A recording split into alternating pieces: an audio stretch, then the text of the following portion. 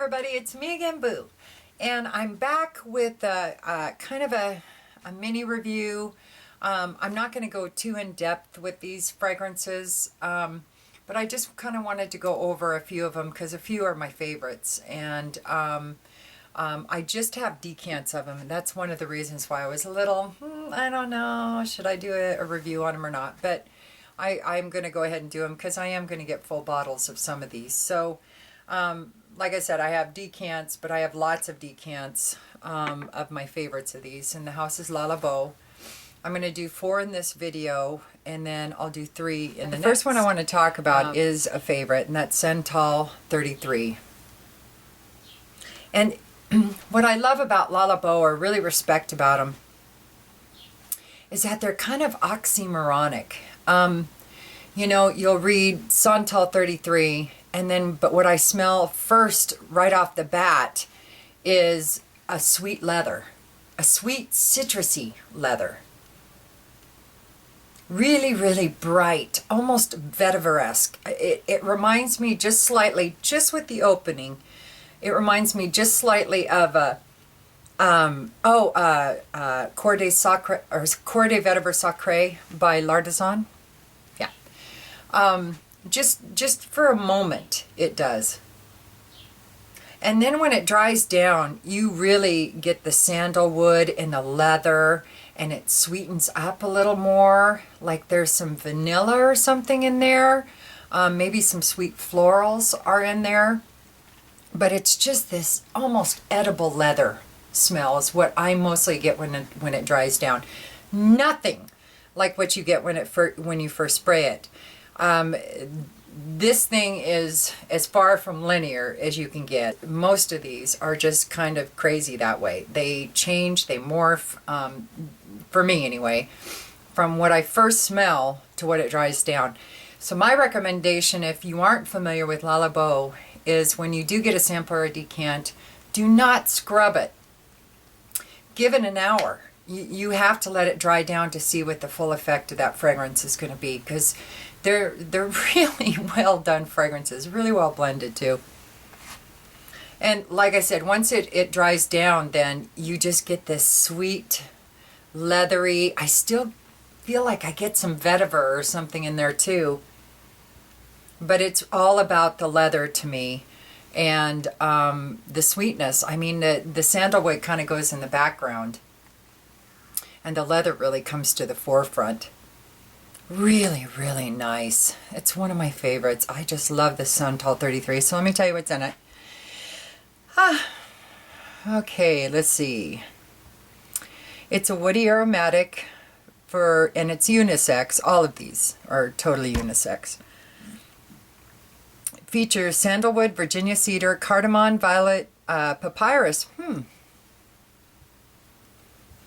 amber and iris, leather, amber, and iris. I see no vetiver in here at all.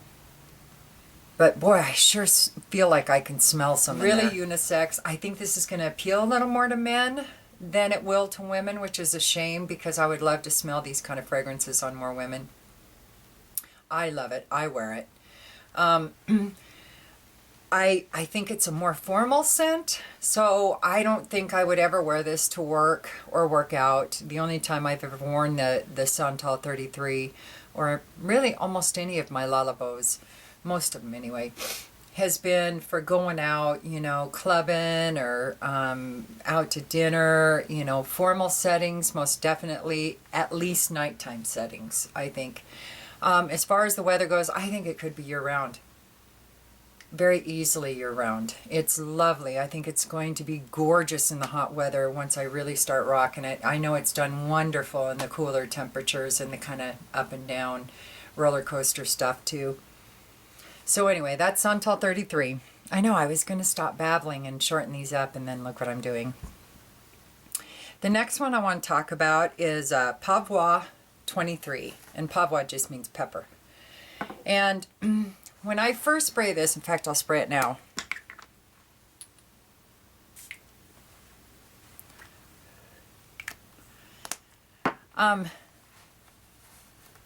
When I first spray this, I really get a woody note in there. It's a rich, dark woods kind of a note. with a slight pepper in the background. This one isn't quite so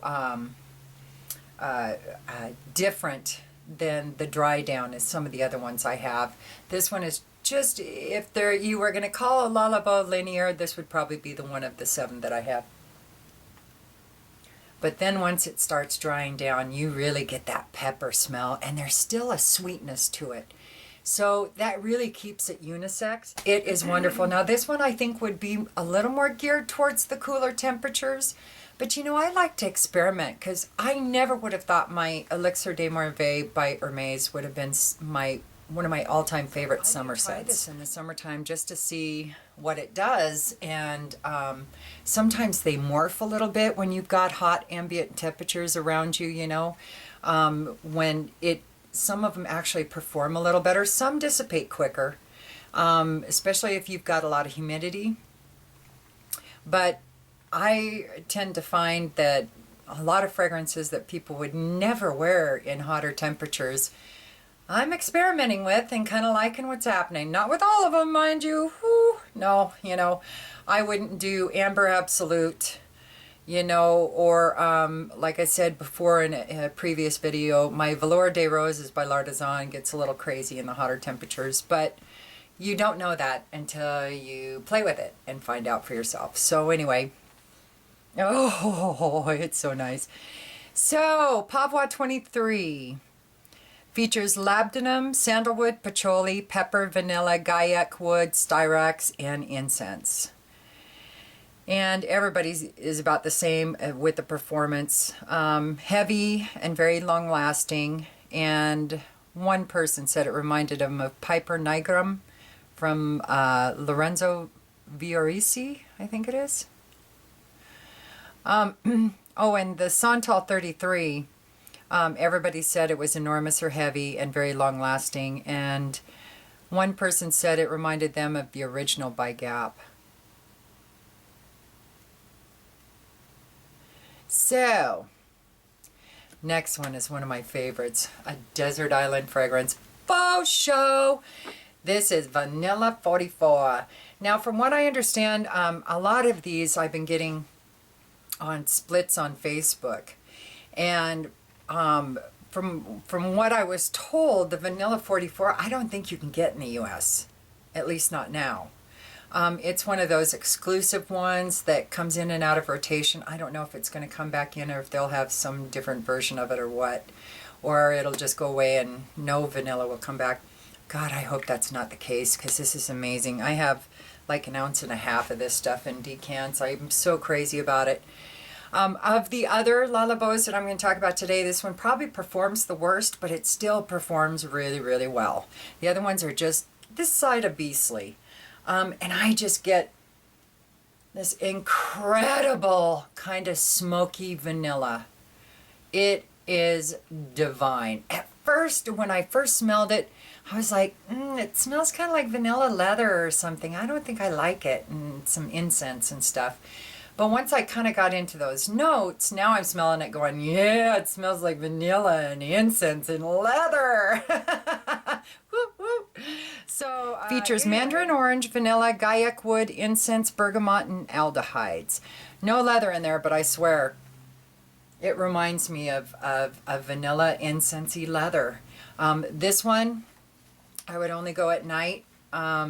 This one I think will appeal as much to women as it will to men.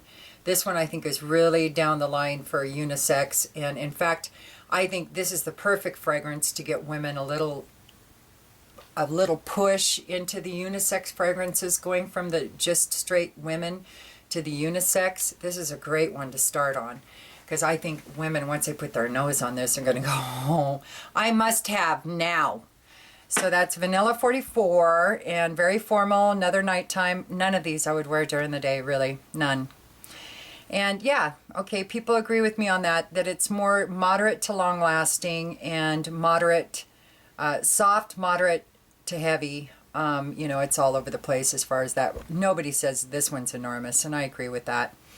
A couple people say it reminds them of Eau Duelle by Diptyque. No, not me. I love Eau Duelle, but I don't think it's really... No, So not the me. last one I want to talk about in this video is one everybody knows, and that's Rose 31. Now this is a beast. This I would never ever wear during the day, even if I was a guy. This is out clubbing, formal, crowds, intimate, whatever. I mean, all of these I think could be fireside, in flagrante, delicto kind of sessions. All of these would work great for that, for men or women.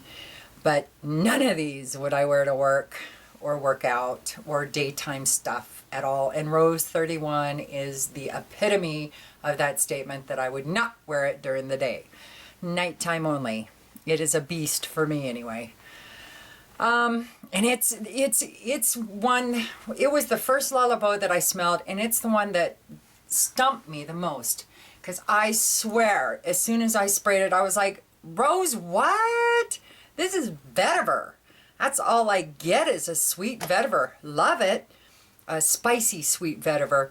But that's all you get at first for me. And then when it dried down, that's when the Rose started coming out and showing her ass a little bit, saying, sniff this. I don't know where that came from. Sorry. That was kind of graphic and weird, and that's not where I meant to go with that. Anyway, it was meant to be more innocent than that. So anyway, so the Rose comes out. And at that time, but it still stays spicy. It still has that vetiver, and it's like there's some peppers, incense or something in there that keeps it really spicy. So everybody knows Rose 31, but I'll remind you what's in it. Top notes are rose, caraway. Middle notes are rose, vetiver. Bang! Got it. And cedar. Base notes are musk, gaiac, olivinum, labdanum, and agarwood. Oud. You know, if there is oud in there, what I get is more the sour oud, not my favorite kind of oud. But with the rose and the vetiver and everything in there, it works. It totally works. I can see why it has a cult following. But you know, it's not my favorite Labo. There's Vanilla 44 is probably my favorite. And then Santal and Poivre I love as well. So the next video I'm going to be doing the patchouli, the vetiver, and the iris on the next video. So that's all I got for these. Again, it's Santal 33, Poivre 23, Vanille 44, and Rose 31 by Labo. Highly recommend you get your nose on them. If they're a little on the pricey side, so I'd recommend doing a split or going to the perfume court or surrender to chance, something like that. Give it a shot. But like I said, don't scrub it right away. Let it sit on you and percolate and marinate and whatever kind of ate you want to put on there, and see what happens, because it is going to Jekyll and Hyde big time, in my opinion. From the start to the dry down, it is two different species. So, but that's anyway, just my opinion. You all have a good day, and I'll be back soon. And I guess that's it. All right, peace.